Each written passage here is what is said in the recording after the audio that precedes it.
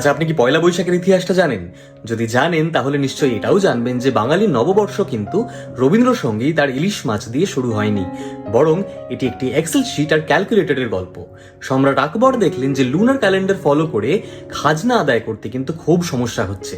চাঁদ তো নিজের ইচ্ছে মতন উঠবে, কিন্তু খাজনা যে সময় চাই, এই গোটা প্রবলেমটাকে সলভ করতে গিয়েই জন্ম নিল আমাদের বাংলা ক্যালেন্ডার। বাংলা ক্যালেন্ডার জন্ম নেয় 1558 সালে, অর্থাৎ সম্রাট আকবরের শাসনকালে। এর মূল উদ্দেশ্য ছিল কৃষিকাজের সময় আর অর্থনৈতিক কাজের সময়ের মধ্যে সমন্বয় স্থাপন করা। কৃষকরা প্রাইমারিলি লুনার ক্যালেন্ডার ফলো করতো, আর তাই কৃষিকাজের সময় আর খাজনা দেওয়ার সময়ের মধ্যে ছিল অসামঞ্জস্য। সমস্যার সমাধান করতে গিয়ে তৈরি হলো একটি মিক্সড ক্যালেন্ডার, যা ছিল হিন্দু লুনার ক্যালেন্ডার আর ইসলামিক হিজরি সনের উপরে বেস করে। এর প্রথম দিনটি ছিল পয়লা বৈশাখ, যা আমাদের কাছে এখন নববর্ষ হিসেবে উদযাপিত হয়। আজ পয়লা বৈশাখ 1432। নতুন জামা কাপড়, খাওয়া দাওয়া, সাজগোজের সঙ্গে সঙ্গে হঠাৎ করে যদি আপনাকে কেউ বাংলা সালটা জিজ্ঞেস করে, তাহলে কিন্তু তারিখ আর ইতিহাস কোনোটাই ভুলবেন না। শুভ নববর্ষ।